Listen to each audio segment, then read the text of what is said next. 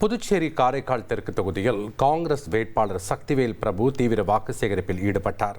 முன்னாள் சபாநாயகர் ஏவி சுப்பிரமணியன் மகனான சக்திவேல் பிரபு தக்கலூர் பகுதியில் பிரச்சாரம் மேற்கொண்டார். தொண்டர்கள் பட்டாசு வெடித்தும் பெண்கள் ஆரத்தி எடுத்தும் அவரை உற்சாகமாக வரவேற்றனர்.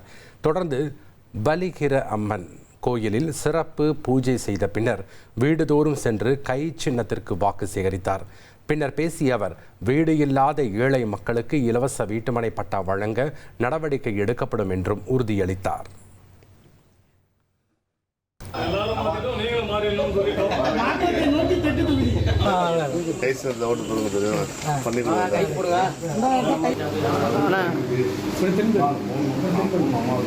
ஏழைகள் 80% வாடகை வீட்டில் தான் இருக்காங்க.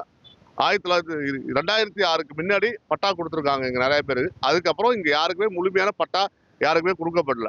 இதுதான் பிரதான பிரச்சனையா இங்க இந்த தெற்கு தொகுதியில இருக்குன்ற மாதிரி நான் நினைக்கிறேன். இதை நான் செய்து கொடுப்பேன் என்ற வாக்குறுதியை இந்த நேரத்திலே நான் உங்களிடம் சொல்கிறேன்.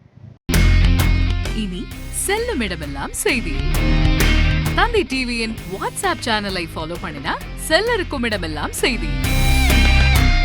இதோ QR கோட் இப்பவே ஸ்கேன் பண்ணுங்க, ஃபாலோ பண்ணுங்க.